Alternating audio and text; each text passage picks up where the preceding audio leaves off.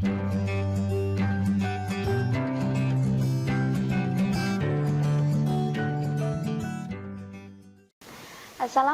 warahmatullahi wabarakatuh. Bertemu lagi dengan Ibu, yaitu Rifa Anfa Unisa. Nah, di sini Kakak akan menjelaskan materi kelas 8, yaitu bab 3, yaitu mengenai jiwa lebih tenang dengan memperbanyak melakukan sujud.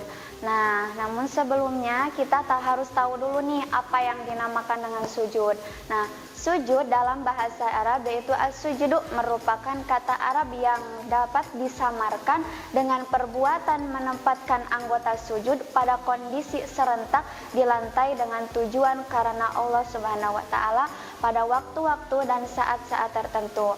Nah, di sini kalian sudah diketahui yaitu disamaartikan dengan memperbuatkan menempatkan anggota sujud. Nah, apa aja sih anggota sujud itu? Nah, anggota sujud itu ada 7. Yang pertama yaitu dahi, yang kedua dan yang ketiga yaitu telapak tangan, yang kedua dan ketiga yaitu telapak tangan, tangan kiri dan tangan kanan. Nah, yang keempat dan yang kelima dari anggota sujud itu 2 lutut kaki. Nah, yang keenam dan yang ketujuh yaitu jari-jari kaki. Nah, itu anggota sujud. Jadi ketika kita sujud, anggota sujud itu yang 7 harus harus menempel kepada lantai atau tempat sujud. Nah, lanjut. Nah, sujud merupakan bentuk. Sujud merupakan bentuk kepasrahan kita atau penghambaan kita kepada Allah.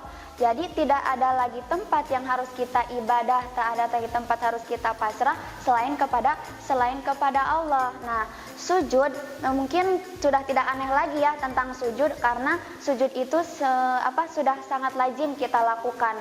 Di setiap sholat pasti ada sujudnya. Mengapa? Karena sujud itu termasuk rukun sholat. Kita berarti sehari semalam melakukan sholat itu 17 rakaat. Berarti kita melakukan sujud itu berapa kali? Nah, 34 kali. Belum lagi mungkin ditambah ketika kita selalu melaksanakan sunat. Wah, akan lebih banyak lagi ya kita melakukan sujud. Nah, karena sujud itu merupakan rukun dari sholat. Namun di sini Ibu akan menjelaskan sujud yang tidak termasuk rukun sholat. Nah, apa aja sih sujud yang tidak termasuk rukun sholat itu? Yang pertama yaitu sujud syukur. Nah, apa yang dinamakan dengan sujud syukur? Nah, sujud syukur yaitu sujud ketika kita mendapatkan suatu nikmat, ketika kita terhindar dari bahaya. Contoh, jadi sujud syukur itu meliputi 2. Yang pertama, ketika kita mendapatkan nikmat, mau itu nikmat jasmani atau nikmat rohani. Contohnya di kelas kita mendapatkan ranking. Nah, di samping kita melakukan sujud, di samping kita mengucapkan alhamdulillah, di situ juga kita harus disunatkan untuk melakukan sujud. Nah, yang kedua ketika kita terhindar oleh bahaya, mau itu bahaya kecil atau bahaya besar. Nah, disunatkan di situ kita untuk sujud syukur. Nah, mengapa sih disunatkan untuk sujud syukur? Nah, dasar hukum sujud syukur yaitu di sini sudah diterangkan, yaitu diriwayatkan oleh Abu Dawud dan Tirmidzi bahwasanya an Abi Bakrata anan Nabiyya radhiyallahu alaihi wasallam kana idza atahu amru yasruhu au yusra bihi khayra sajidan syukra lillah. Rawahu Abu Dawud wa Tirmidzi. Artinya dari Abu Bakrah bahwa sesungguhnya Nabi Muhammad SAW apabila datang kepadanya suatu yang mengembirakan atau suka, beliau langsung sujud untuk berterima kasih kepada Allah Subhanahu wa taala. Nah, jadi hadis ini menyontohkan kepada kita Rasulullah aja dulu apabila dia diberikan kegembiraan atau suatu kebahagiaan atau nikmat dari Allah, di sini dicontohkan Rasulullah juga melaksanakan sujud. Nah, begitupun kepada kita disunatkan untuk melakukan sujud. Lanjut. Nah, tata yang selanjutnya yaitu tata cara melaksanakan sujud. Nah, kebanyakan tata cara melaksanakan sujud itu ada yang belum paham. Contohnya apabila kita melihat di televisi, ketika dia mendapatkan suatu kebahagiaan yang dia tidak terduga, kadang dia langsung sujud. Nah, apakah itu yang disebut sujud syukur? Nah, bukan, itu bukan yang dinamakan sujud syukur. Nah, sujud syukur biasanya seperti ibadah yang lainnya, harus menutup aurat, harus menutup aurat, harus bersih dari najis dan hadas. Nah, selayaknya gimana layaknya sholat. Nah, tata cara melaksanakan sujud syukur yang pertama yaitu harus menghadap kiblat. Nah, layaknya seperti sholat harus menghadap kiblat. Yang kedua yaitu niat. Bagaimana niatnya? Yaitu nawaitu sujuda syukri sunnatan lillahi ta'ala. Nah, ketika kita sudah niat, nah yang ketiga yaitu sujud. Nah, sujud layaknya seperti sujud biasa. Bagaimana? Ketika kita sujud, nah di situ kita mengucapkan subhanallah walhamdulillah wala ilaha illallah wallahu akbar wala haula wala quwata illa billahil aliyil azim. Nah, ketika kita sujud, kita juga mengucapkan lafaz tersebut. Nah, ketika sudah selesai mengucapkan lafaz tersebut, maka kita sujud kembali, diam sejenak, dan ketika kita sudah melaksanakan duduk, nah diakhiri dengan salam seperti biasanya. Nah, itu tata cara melaksanakan sujud syukur. Lanjut, mengapa sih kita harus sujud syukur? Nah, di sini hikmah dari sujud syukur. Yang pertama, orang yang melakukan sujud syukur akan terhindar dari sifat sombong dan angkuh. Mengapa? Karena ketika kita selalu bersujud, berarti di situ kita selalu merendahkan diri kita, sehingga akhirnya kita terhindar dari sifat sombong dan angkuh. Yang kedua yaitu merasa dekat dengan Allah, sehingga memperoleh bimbingan dan hidayah oleh Allah. Nah, yang kedua, jadi ketika kita selalu bersujud kepada Allah, berarti ketika kita banyak bersyukur kepada Allah, di situ pun Allah selalu mendekatkan diri kepada kita.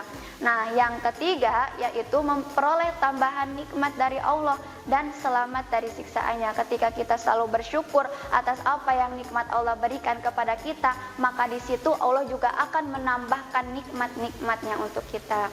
Nah, lanjut.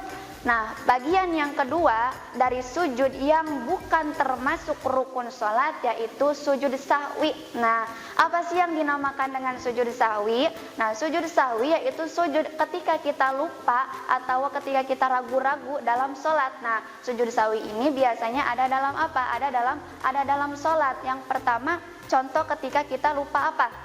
Yang pertama yaitu ketika kita lupa meninggalkan rukun sholat.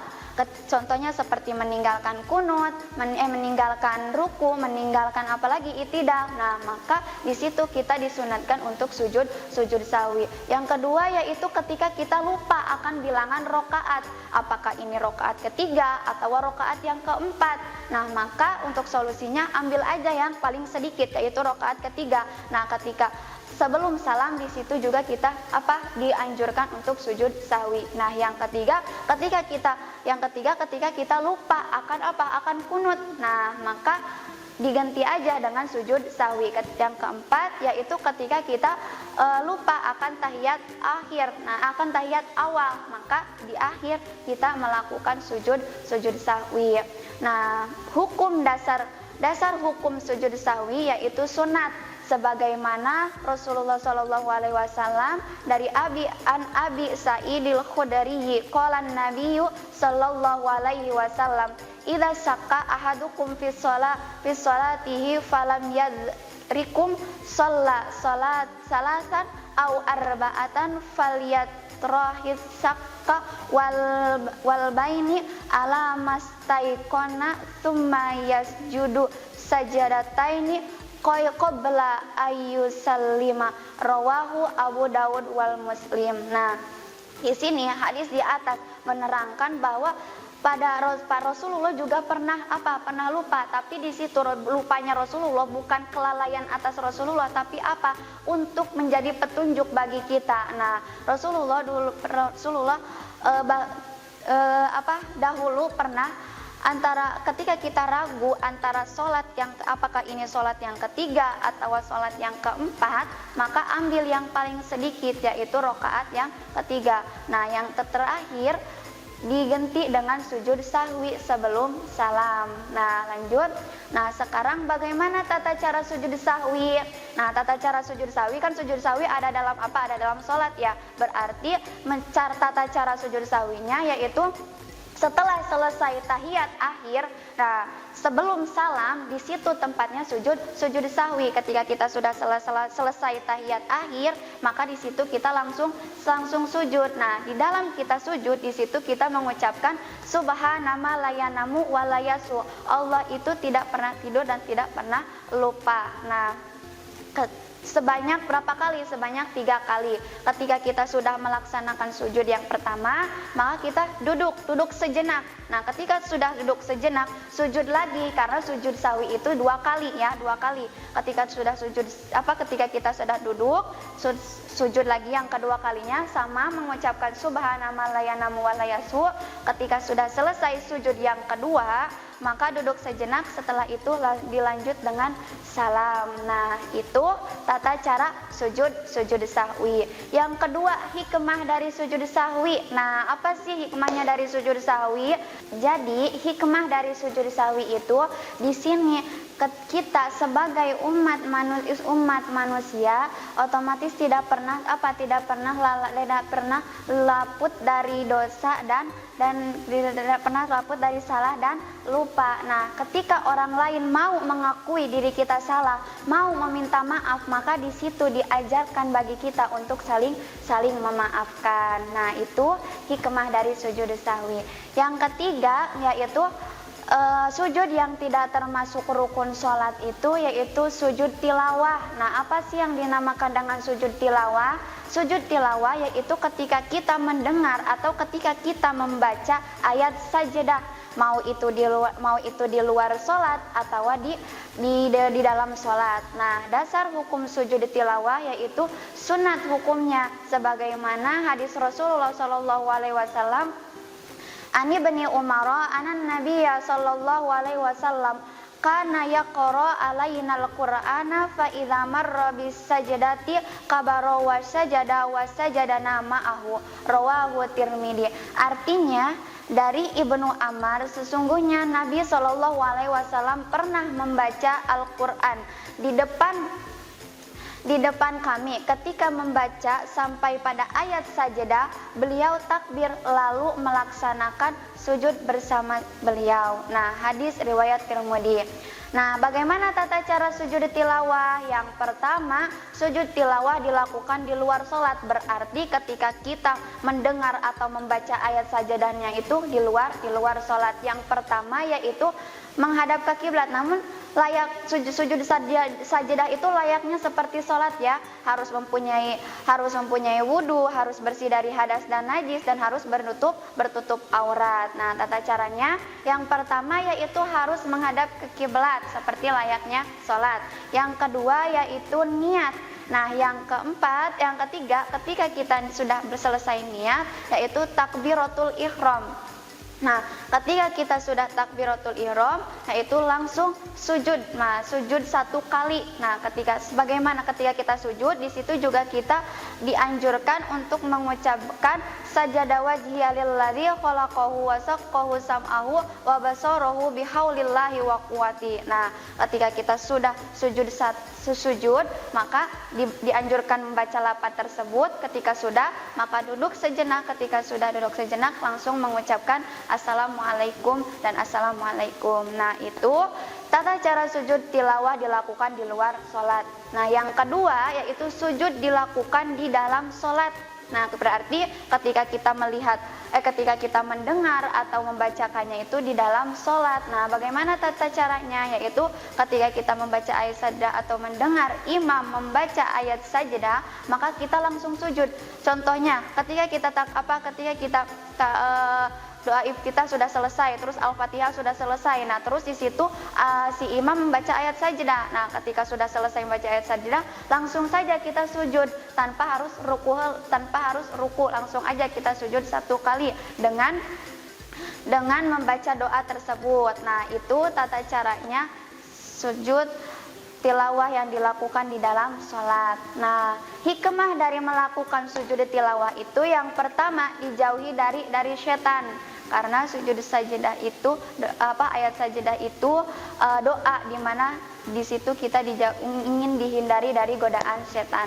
Nah, yang kedua yaitu lebih menghayati bacaan, berarti ketika kita tahu ini ayat sajadah berarti di situ kita menghayati bacaan ayat Al-Qur'an. Nah, yang ketiga yaitu mendekatkan diri kepada Allah. Nah, itu hikmah dari sujud tilawah. Nah, sekian, terima kasih dari Ibu. Mudah-mudahan ada manfaatnya dan bisa terpahami oleh adik-adik semua. Wassalamualaikum warahmatullahi wabarakatuh. Kunjungi sosial media lainnya seperti website kami di pkbmalfatah.com, Facebook PKB Malfatah Manunjaya, Instagram PKB Malfatah Official. Dan terima kasih telah klik video ini. Jangan lupa like, comment, share, and subscribe untuk menunjukkan dukungan kamu terhadap channel ini. Enjoy the video PKB Malfatah.